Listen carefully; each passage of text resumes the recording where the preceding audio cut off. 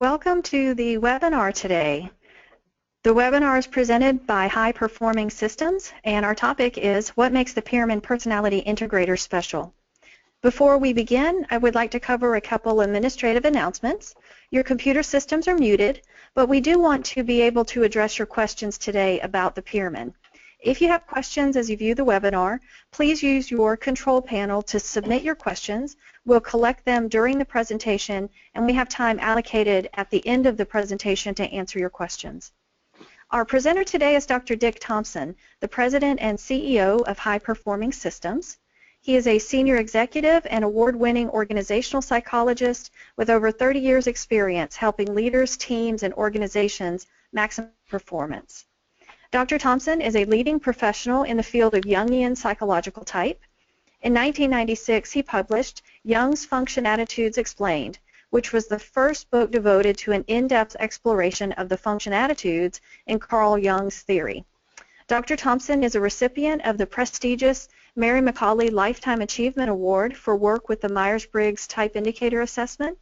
He's a certification provider for the Pearman Personality Integrator, which he's going to share with us today. Welcome, Dr. Thompson. Thank you, Deborah. And as you were saying, I want to talk for just a little while today around the Pearman Personality Integrator because there's so much excitement going on about this particular tool. And so I want to share with you kind of where it came from, how it came about, what it looks like, how you can use it, and some of the different applications. And then, like you say, you can visit our website or call or email us, and we can give you a lot more information about it as we go along.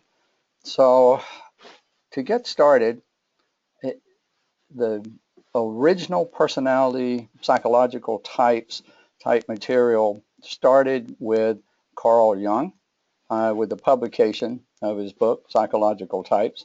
And I don't know if you've tried to read this before or not, but it's not light reading.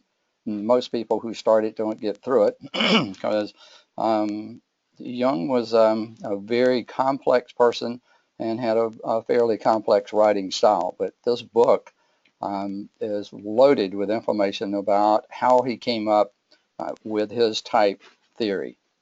So in the beginning, before he created the type theory, he and Alfred Adler were working only under the mentorship of Sigmund Freud. And during that time, one of the observations that Jung made was that there was a big difference between the interaction and characteristics of Freud and Adler. Freud seemed to be more outgoing, more energized, more talkative, much more interactive with the people that he engaged. And Adler seemed to be much more introspective, much quieter, thought a lot more before he answered questions or asked questions. So as he studied the relationship between these two and then carried it out to people they were working with and began to see that he was finding that same characteristic in other people. Their energy either seemed to flow toward the inside, like Adler, or toward the outside. So the energy was going, in Freud's case, to people, places, things in the outside world, and Adler was bringing his inside. So he formulated his first type theory in that some people were extroverted and some people were introverted. And the term extroverted is still used in psychology today, although a lot of people probably couldn't tell you where it originated, but it's still out there. And then as he continued to study people and use his system of typing, what he discovered was that there was another layer to what he called personality. It seemed that some people tended to focus more on the practical, more on the details, more on the here and now, what was going on, in order to gather information and bring it into their system. Other people tended to be more of a big picture scenario of themes in terms of gathering information. So he identified these, or called these, perceiving functions. So you bring information in either through the detail or through the big picture. from there, he noticed that there was a difference between the sensing, the practical detailed orientation, in terms of the introversion and extroversion. So he created another level of where you had extroverted sensing, the SE on the slide, or introverted sensing. Extroverted sensing being a type of sensing that was much more action-oriented, experiential, let's do it right now, living in the moment, versus the introverted sensing, which was more cataloging of data, verifying data, seeing subtle differences in colors and sounds, and being able to recall that sensing type of information. And then the same thing was happening with the intuiting way of perceiving information, and that there's an extroverted form that sees the big picture, that brainstorms in an idea generation mode, quite frequently, versus the introverted intuiting, who's more visionary, more thinking about the future, more imaginative, more trying to understand the meaning of things and thinking way into the future. So different approaches to the same method of gathering information and bring it into the system. And then he noticed that there was a level of decision making or judging that was going on. Some people tended to use what he called thinking, a logical, organized manner of making decisions, and other people tend to use a more value-driven, diplomatic form of decision making. So based on the information that they were gathering with the perceiving, they had the two different functions in terms of how they judged or made decisions on the information. And he found that the extroversion and introversion applied here also, in that you had an extroverted form of thinking, more objective, more critiquing, more logical, organizing things, versus the introverted thinking type of analytical, precise logic, word splitting, focused. And then with the feeling was also divided up into an extroverted form of feeling that was more about harmony, empathy, relating with people, interacting with people, wanting to be around people, versus the introverted feeling, which was more ideal driven, more meaningful, more utopian. This is how things should be, much more introspective and deeper, still values driven, but more ideal driven. So different forms of judging. And then later, Myers and Briggs, a mother-daughter team, who were also working on a personality theory at the time, discovered his theory, Jung's theory, and decided to take it and make some modifications to it. So they created what's now commonly called the type code in the Myers-Briggs world. In the first letter, you can see here, represents your energy focus. Are you extrovert? Do you have an extroverted preference or an introverting preference? So that kind of identifies where your energy is going. The second letter in the code is the perceiving function. How do you perceive information? In this particular case, it's with sensing. And then how do you make decisions about that information? And in this case, the judging function is thinking. And then to help give better clarification to how people use this type, they actually added a different letter, or an additional letter here, that they called a pointer that identified the orientation of the person. So in this case, the person has a J on the end of their type code, and the J is saying that this person uses whatever is setting in the judging space here to adapt to the outside organization and adapt to what's going on. If it had been a P, the P would mean it's the perceiving function that's driving that adaptation. And then, still using some of Jung's theory, they also identified which of the introverted or extroverting preference went with either the sensing in this case and thinking in this case. So you ended up with an ESTJ type preference where the person is using introverted sensing for perceiving and using the extroverted thinking as the judging function.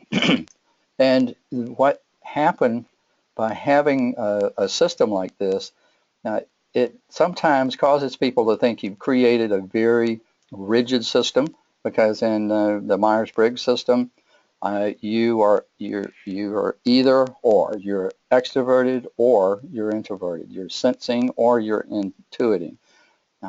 So it creates a rigid system, a linear system. People sometimes feel like they've been put in boxes, and they say that sometimes in classes or during feedback sessions. It also creates stereotypes. So now there's 16 types available. So I'm going to be one of them, and as soon as you put me in one of those boxes, then you automatically assume I behave a particular way, which is one way of people seeing me, but it also creates excuses for me to say, well, you can't expect me to be into details. I have an intuiting preference, so I'm just not in, it's not my fault.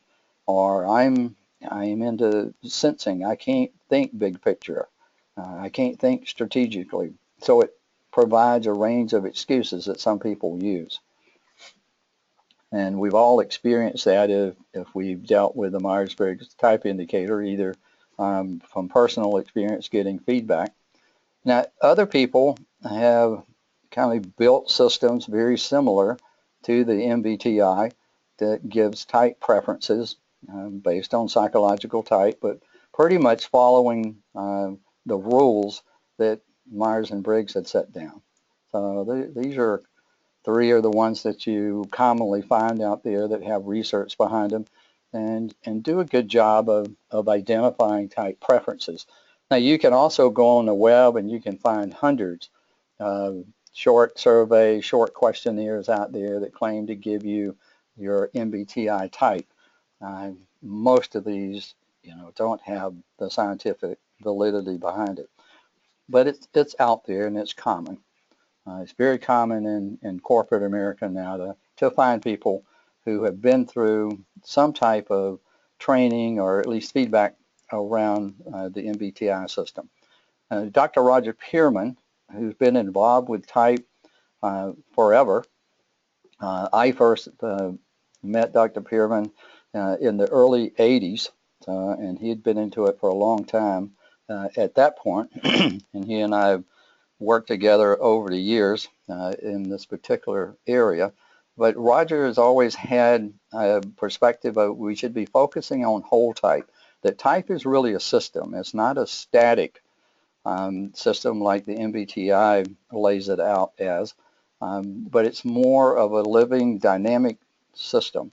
And what he wanted to do was to create an assessment that allowed type to be whole, allowed you to be able to be introverted and extroverted at the same time, or at least get measurements along that way. The other thing that he had seen in his career was that people sometimes say, well, I'm this way at work and I'm that way at home. In fact, Peter Walsh and I did some research a number of years ago where we had 1,200 people take the MBTI at work and then take it at home.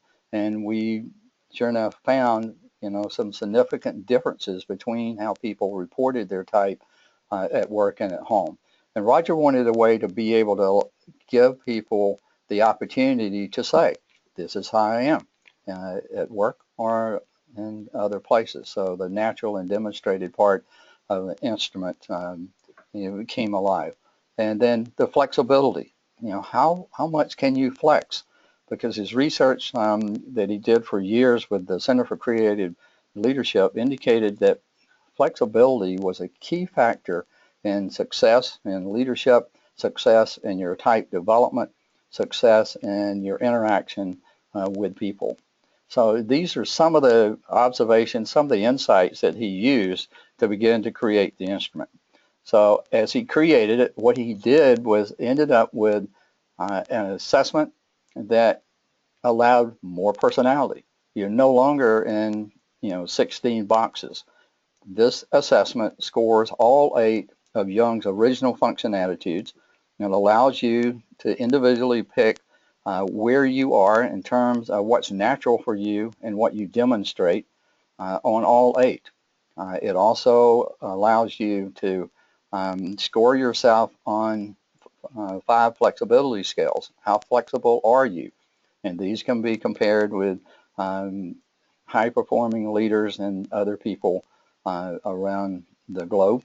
It integrates the personality and flexibility together, and it doesn't give you a single type code. This particular instrument has over 1 million different reports that it can generate for you, showing you how you actually behave compared to what's natural for you. So the flexibility is based on the Flex Index that Dr. Pearman created after years of research, and this has been tested and validated through Multi-Health Systems, the publisher of this instrument. All of this works, and it has the science behind it. And as I mentioned before, it gives you scores on different scales. Proactivity, can you see things coming? Can you begin to react to it in time to adapt? Can you maintain your composure, manage your stress to get things done? What about your connectivity with other people, support groups, and reaching out and connecting? Because this helps you to be more flexible. Variety seeking. Do you find yourself doing things different ways sometimes to see what will happen? Are you comfortable with change? Can you adapt? And then how do you take care of yourself? How do you regenerate? How do you recover from hard work days or hard experiences that you have? All of these come together to produce a flexibility score for you that then impacts how well you can shift between the different function attitudes. And let me say it this way, I'm using function attitudes. Dr. Pearman calls them mental processes. You'll find other people calling them cognitive processes. But they're interchangeable in terms of what we're talking about right now. This assessment provides more freedom. It gives you the opportunity, like I mentioned a few minutes ago, to select where you are on the different scales. So for example, it uses slider bars, and on this first set of slider bars, let's say we're looking at maybe extroversion, introversion. I can take this and move it to where I think I am in terms of what's natural for me, going from very unnatural to very natural. I can take the introversion, the little slider bar, and I can slide it to what I think is natural for me. So by doing that, and I can position it anywhere on here. I'm not selecting a radio button. I can be very precise in terms of where I put it, which will result in a gap, which gives me information about how much I use one versus the other. In terms of being natural, I can take then the second set of slider bars, and I can say, what do I demonstrate? And in my case, I might say, well, my work requires me to demonstrate extroversion quite a bit. I still do a lot of introversion, but not as much as I do extroversion because of the job. So I might say that what's natural for me is introversion, but what I demonstrate very often is extroversion. And this starts to help me understand what tension might be going on, what happens if I spend too much time in the extroverted mode. And I do this with each scale. So it allows me to be very accurate in terms of what I'm selecting, and provides a lot of insight in terms of what's going on with me. So I could be like the person here who scored the same on introversion and extroversion, saying I'm in the middle. That's a blended score. I can go either way, or and when I look down at the extroverted feeling, extroverted thinking, and do the comparison between them, I can see that what's natural for me seems to be, they're both pretty even. But when I go out into the real world and start demonstrating, what you'll see is extroverted thinking coming out, having an edge over the extroverted feeling. So I can, again, begin to see what I really do versus what I prefer to do. So it gives a lot more insight to me as we work through all the different scales and then bring the flexibility into it. It provides more coachable moments because now the coach, the person working with me, can help me understand where the tension might be coming from. You know, what's happening with this gap in here? Also, how do I compare with other people from the norm group, so I can get an indication of how I compare. And so there's a tremendous amount of rich information in here that helps the coach be able to work with me and help me have much more insight about what's going on. There are a lot of applications that you can use it for. Personal growth, helping me grow, develop across my lifespan. So that's a powerful way to use it. The coaching, expanded coaching and working across a long period of time, gradually working in these different areas and helping me understand how to use them more effectively, how I can flex, what's going to cause tension, how do I deal with that tension. We use it with leaders and the leader development, how it impacts leadership, and we'll talk about in a minute. You can incorporate the leadership report into the feedback that you're getting from the Pearman. You can use it at the team level, helping people understand at that level how their interaction and the dynamics of the different people and where they are in terms of the Pearman impacts the team development. And then you can also take it up to the organizational level and do the same thing there. And to be able to generate patterns of what the organization looks like, what the training needs might need to be, what the developmental needs are. You can use it with hypo programs, you can use it with succession programs. So there's a lot of different ways to apply this particular tool to individuals and teams and organizations. And for any of you who know Dr. Pearman, you know whatever he works with is going to have a lot of science behind it. A tremendous amount of research has gone into this, both conducted by Dr. Pearman as well as conducted by Multi-Health Systems to make sure everything fits. Normative groups have been developed. Extensive data tables are available that you have access to if you use this particular assessment. So it's well-founded, it's reliable, it's valid, it works, and the data is there to support it. I mentioned a few minutes ago you could integrate leadership into the personality report. So there's a leadership lens report that you can generate where it brings in leadership models, leadership competencies, and overlays them along with the personality and flexibility that you're getting with this particular tool. And then you can even take it a level deeper. In this case, you could bring in the EQI, the Emotional Intelligence Instrument published by Multi-Health Systems. You can bring in the data from your EQI and integrate it into the report that you're getting. So you can go in tremendous depth with the reports that you can get from this particular assessment. And that makes it very powerful to be able to use with your clients. One of the things that I really like about it is the coach's report.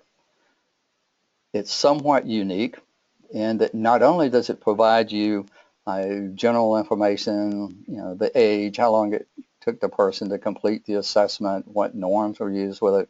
It gives you like the range of responses, how the person responded, what range they're in. It gives you a lot of information around that. Did they omit anything? What was the response distribution like? And then it has a positive impression scale in it, so that it's tracking the individual as they respond and identifying whether or not there might be an issue with the person not being consistent in their responses, with an inconsistency index, and you can go all the way down to item level in each scale with the report. And it's very rare to find a test publisher that will share all of the items on the assessment with you. But in the coach's report, you have that, so you can drill down on any scale. You can see how the individual answered every question. And that can give you a tremendous insight about how to prepare to give feedback to the person. You can see patterns developing there. You can help understand better what's going on. So the coach's report is very powerful. It also provides you with some questions that you might want to ask. It provides you with a feedback and action plan summary. So a lot of information there in terms of helping you as the coach. We mentioned these, so there's a lot going on with this particular assessment that I think you'll find very valuable. So Dr. Pearman pulled it together into the Pearman Personality Integrator, relatively new assessment. Anytime you're working on personality, as Jung stated, it's tough. It costs you a lot in terms of effort to be able to develop your personality, to understand it, to be open to what's going on with you, to understand what's going on. And if you can have someone who has taken a peek inside your mind to better understand from an outside perspective what's going on there and be able to give you feedback like you can do with the Pearman, then it enables you to be able to grow and develop more effectively. In fact, Jung said that only about 10% of the population will fully develop their personality in all of these different areas, particularly if they don't have some help to get there. So this is a tool. And I think at this point, we'll stop. I'll turn it back over to Deborah. And Deborah, will let you share with us some questions that have come in and see if we can provide some answers to those. Thank you for the overview, Dick. That was a very good introduction to the Pearman, and I just want to encourage the audience, if you have questions, go ahead and start submitting those while we review the first few questions together. So if you have one, be typing them in now. Dick, you had a slide that had a difference between natural and demonstrated. So if you could work your way back to that slide. The question is, if there is a difference between someone's natural score versus the demonstrated score, what does that really suggest? Are you suggesting that the person should try to close the gap? And would it be more ideal if there were imbalance, if there was not a difference between natural and demonstrated? Well, what we find is that in general, if what I'm comfortable with, my natural preference, excuse me, if that matches up what I actually do, then it takes away a lot of tension. For example, I use the introversion, extroversion on this particular one. So if I have a preference, natural preference for introversion, and then I have a job or a role or things that I do during the day that allows me to use mostly my introverted preference, I tend to be more comfortable. I tend to have less stress in that particular area than I do if I have an introverted preference and I'm standing up teaching classes every day, or I'm a bank teller, or I'm in some role that causes me to interact with people all day. It can be a real energy drain, and it can be the other way around too.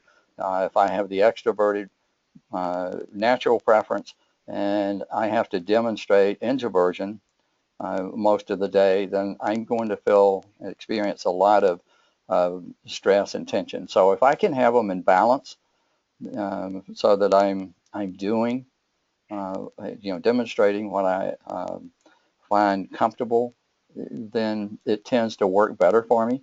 But if I can't, I can plan ahead. In my role, for example, I know I'm going to spend time with clients, and I know when I'm with a client, I'm going to have to be very extroverted. I'm going to interact with people all day. So I try in my planning to make sure I have some days during the week where I have some time that I'm not with people a lot. So I get some of the introverted time that's comfortable for me. So I try to balance out my time and realize that if I get out of balance, it's going to have a toll on me. Okay, thank you. And can you share with the group what are some applications of this particular assessment specifically for team development? Okay. Um, if we start out with a team, observing what they do on a day-to-day basis in terms of how they interact, and particularly how they interact as the stress level goes up, and get a good understanding of what the issues might be. It's not uncommon to be able to see how you could use the information that the Pearman is providing to be able to work with that team to address some of the issues that they're having. So then starting out initially with giving the individual feedback, helping everyone understand where they are individually and what stress and interaction might do, and then helping the individuals relate to how that might change or how it impacts the team based on how they're interacting, and then realizing that other people are also being driven, by their preferences, which might be different from yours, and then getting the trust level on the team to the point where team members are willing to do some sharing, and then you can start to help people work together more effectively by realizing that everybody's bringing strengths, but we're not all the same in all areas. And how do we put together a plan that allows us to maximize our strengths on the team, and not let some of the areas that are non-preferred for us slow the team down. So I mean, it's kind of a complex process, but that in general is a way to start to approach it. Okay, thank you. And we do have several people on the webinar who use the Myers-Briggs type indicator or are familiar with the MBTI at least. So if you could compare and contrast or help people understand, would the Pearman be a replacement for MBTI or maybe a supplement? And if so, what are some of the value add of MBTI versus Pearman or vice versa? Okay. I think the Pearman is deep and rich. You could use it to begin with and not use the MBTI. You can get to the same place and beyond using the Pearman. If the people you're coaching or working with have had the MBTI before, then you can use the Pearman to build on it. And for example, we use the MBTI, quite extensively in our consulting process. So what we like to do is take and use what's called the MBTI Step 2, which has the additional facets added to it, which gives additional information about the person based on this more in-depth MBTI. So I can take the information that I'm getting from the MBTI, from the facets from the MBTI, and add to that then the information that I'm getting from the Pearman, and be able to do a more realistic, more in-depth analysis of what's happening with the person and help them understand better how to work with a team or develop or whatever it is that we're trying to do. So we use them together like that, but you can use them individually. And you don't have to be MBTI certified. You don't have to use the MBTI. You can become Pearman certified and just use the Pearman. Okay, thank you for sharing. And as a follow-up to what you just said, some people are asking if they are MBTI users, can they automatically become able to use Pearman? Does MBTI automatically allow you to have access to Pearman? Okay, that's a very good question. Then the answer is no. Just because you're MBTI qualified doesn't automatically allow you to have access to the Pearman. The Pearman is a very complex instrument. It's different than the MBTI. You still have to go through certification process in order to use it. And I think as you get into it, that you'll realize that ethically you should go through the training to be able to use it effectively and understand what you're doing. There may be some people who have some academic qualifications that might give them a B-level qualification, but they still need to go through the training to become certified. Okay, thank you. And we do have people asking about the certification process. So I will just mention for the group that our organization does offer certification on the Pearman. So if you're interested, you can check out more information on our website, www.hpsys.com. And if you go to our main website, the homepage, there's links from there into the Pearman section, but on this particular slide you can see the detailed address as well if you want to copy that down, or we'll send it to you by email after the session. We do have several certification classes coming up this spring. We'd love to have you attend if you're able to join us. So we really appreciate the questions that have been coming in through the webinar and your interest and participation today. So thank you for being here with us.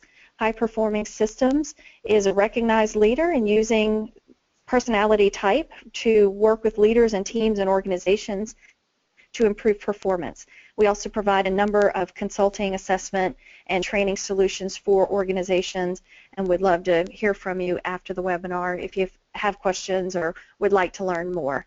So please visit us at our website or give us a call, and thank you so much for joining us today. Have a great day. Thank you.